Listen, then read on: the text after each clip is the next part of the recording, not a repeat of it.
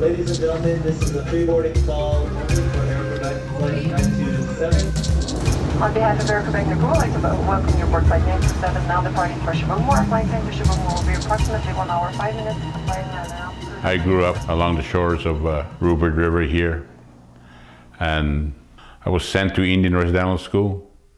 After I came home in 1968, I started working for the Waskaganish Band Council and became the first band manager. At the age of 21, I became a chief. In 1971, the James Bay Hydroelectric Project was announced. And this is when we started the fight for the recognition of our Aboriginal rights in the James Bay territory.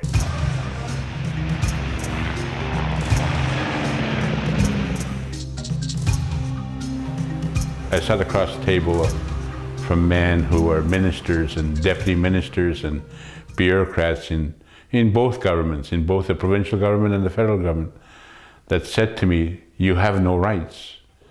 These are privileges that can be taken away at any time." When that man said that to me, I made it a mission in my life to make sure that the Cree rights were recognized.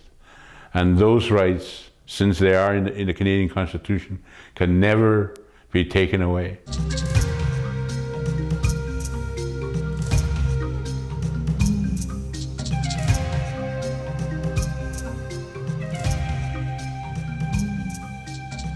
We started developing the economy of our people, and we started developing the communities with education and health and housing and infrastructure, water and sewage systems, as well as the transportation network. I've always said that one of the ways that an Indian nation or any nation in the world develops is through transportation, through communications.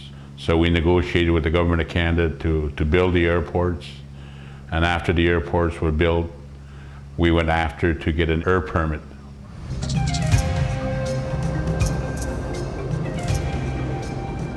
One of the things that René Lévesque said to me personally is, "Billy," he said, "Indians do not own airlines." And when we made the proceedings to get an air permit, we ran into some political problems caused by the government of Quebec, because our partner that we chose to help us start an airline was a company from Ontario owned by the Duluth family. So we had a company, but we still needed a permit. And that's where the really fight took place.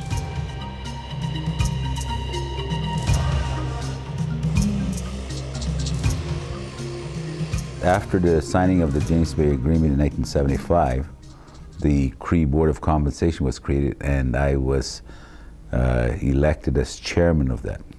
It is the Cree Board of Compensation that manages and invests the Cree money from the James Bay Agreement. And when a decision was made to invest some of that money into Cree businesses, the Board of Compensation established CREECO, which basically stands for Cree Regional Economic Enterprises Company. And they're the parent company or the holding company of all of the Cree businesses that the Cree started, or the businesses owned by the Crees as a whole. On behalf of Air Creebec, I'd like to welcome you aboard Flight 927, now departing for Nemsko. You know, Air Creebec was started with one aircraft, and I'm not sure the number of employees, but you know, I think it's 12 or 14. The aircraft, by the way, was a Twin Otter, 17 seats, if I remember correctly. We started flying from Val-d'Or to Matagami to Waskaganish and East Main and Wiminji and Chisasibi and Great Whale. That was our first route, and from there we just grew and grew, and we also had to look at cargo. There were no access roads, so we had to bring all the food, all the produce and mail and cargo all by airplane. So we had to get DC-3s and Hawker Siddeley 748s. So we were again looking at our whole geography area and looking at the most advantaged way of not only bringing business to the north, but also the economy, making sure that we were moving towards self-sufficiency. So it grew from a small idea into something a vision that we had of not only a service to our people, but also a player in regional economic development in northern Quebec.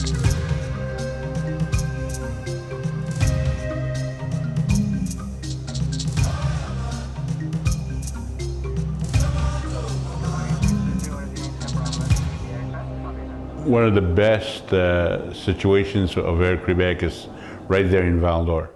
In Val-d'Or you have the main facility of the hangar, and you have the counter, the office space, the booking, and the fuel depot in Val-d'Or as well.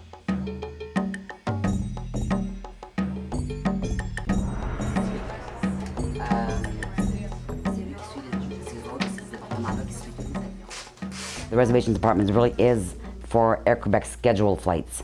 We have to make the reservations, we have to give them the fares.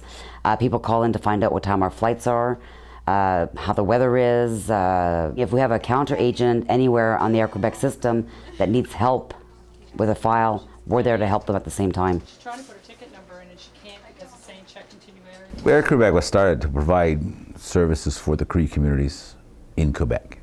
The first change came when we expanded into Ontario, northeastern Ontario. It also goes into areas of Chibougamau, to Alma, Jonquière area, Lake St. John area, and also Quebec City and Montreal. So Air Creebec has become a very prominent fixture in Quebec economy, and everybody almost recognizes the logo and the colors of Air Creebec, and they know that that airline is owned by the Cree Nation of Quebec. And then today, we have 16 aircraft. And out of the 16, you'll have, 6 -8s, 3 Hawker Siddeley 748s that do most of the cargo. We fly millions of air miles per year. We now have over 260 employees. We fly all over, even up to Baffin Island and even into the States. And I never thought that it would grow to this point.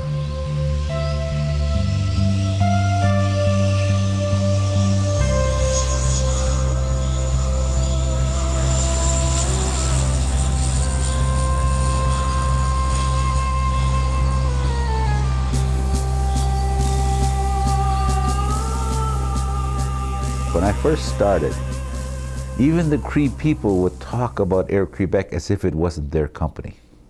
They would say, how's Air Creebec doing? As if it's a company owned by somebody else. Now, how do you make a company better? It usually takes people, okay? The people that fly with you, the people that work for the company, okay? The people that manage the company, the people that represent the company, all of them have to get on the same boat and say, okay, this is what we want to do. And in my mind, it always starts with the decision makers of the company. And these are 6 Cree individuals. They live in their communities, and their job is essentially to make all of the final decisions with respect to the operations of the company. Then you have the management, the senior management, the people responsible for the day-to-day operations.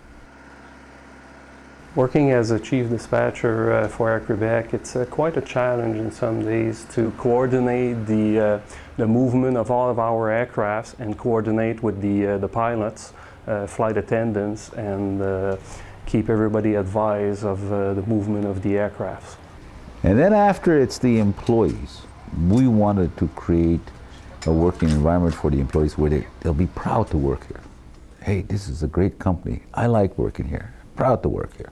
We have good packages for the employees. We have good benefits. We work with great people. We have understanding bosses. I find it's an equal opportunity company to work for. Well, it's quite a good feeling working for Air Creebec. We work as a team, as a family, and everybody tries to support each other, and there are more interaction in between each department, I feel, at a company like Air Creebec. The other aspect is, of course, your customers, the people you serve. The majority of our customers are still Cree people. You look at the Cree organizations, like the Grand Council of the Crees, the Cree Regional Authority, the Cree School Board, the Cree Health Board, Cree Trappers Association. Cree Outfitting and Tourism Association. All of those are Cree-controlled organizations and companies. And they all support their airline. They have their people fly. They organize meetings in the communities, okay, or meetings even down south, and they fly Air Creebec.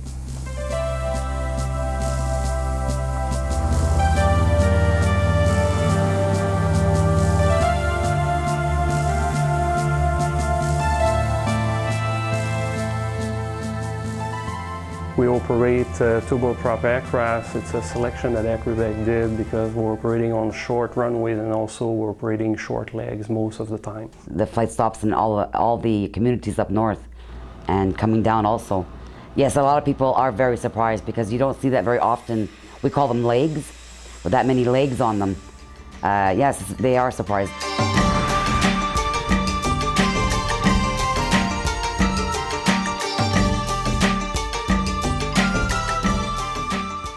We had a vision for Air Creebec. We said someday we're going to see Cree young people become pilots. We're going to see Cree young people become flight attendants. There's more and more Aboriginals coming to work for us, which is fantastic. The airline does belong to the Cree Indians, and they should be working with us, along with us, because it is a Cree company. The company gave them the opportunity and the support to be able to study and get their license to work as pilots. Right now, yeah, the policy with the board of directors is that we try to hire as many Aboriginal people as possible. Now, out of 60 pilots, we have 14 that are Aboriginal.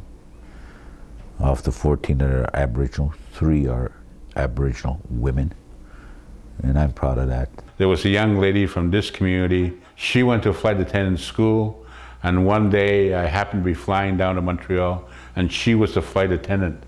And when she spoke in French and English and Cree into that microphone to make those announcements and to prepare the passengers, you have tears and you have a lump in your throat, knowing that you had a part, knowing that you gave some guidance and direction to the career of a young person. So it's very gratifying to see that. My mom spoke to me in Cree, my dad in French, and they spoke together in English. Working for Air Creebec has been a dream because it's Cree, and having to work for my people. I really feel that everybody's at ease, like the Crees that come up to me and know that they can speak their language. The smile they get right there, And I encouraged every young person, boy or girl, continue your education, don't quit. Hang on to your traditions, hang on to your language, never give up. Air Creebec,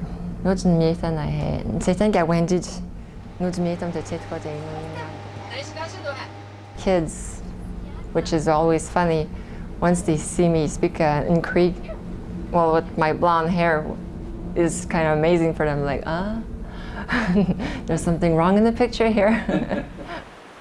We wanted to maintain our traditional way of life, yet at the same time be able to participate in the modern industrial society. And I want to encourage young people, stay in school, get the best education you can.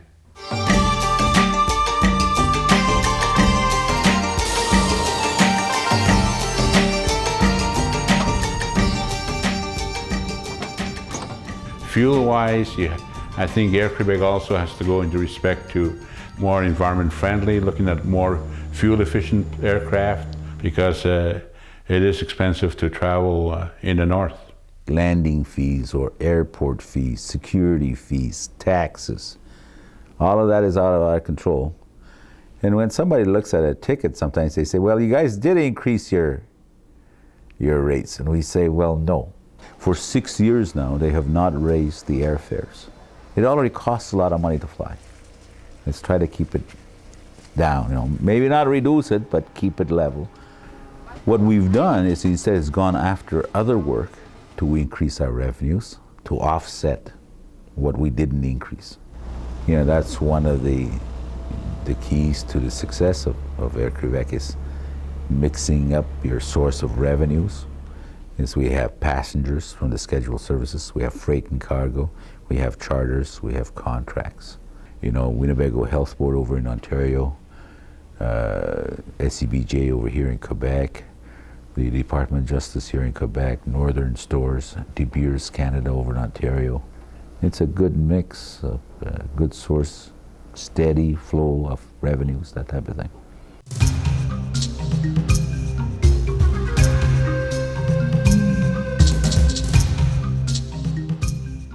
Funny stories that happened. We had one incident where there's a little boy named Roger Jolly.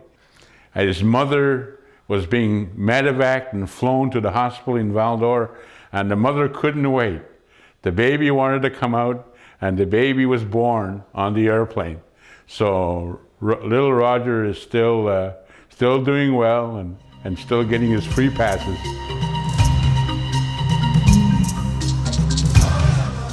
Our safety record is impeccable. I see no reason why we can't maintain that. It's one of our priorities.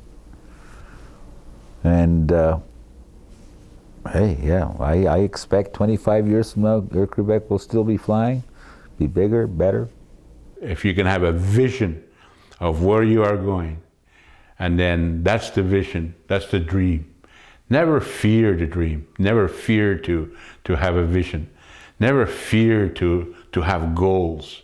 There's always room for improvement, and that's the attitude that we at senior management have, and even our board of directors look at that. What else can we do to make the company better, type of thing. And I still want to do things, and there's much more that we can do for the Cree Nation, for the benefit of all.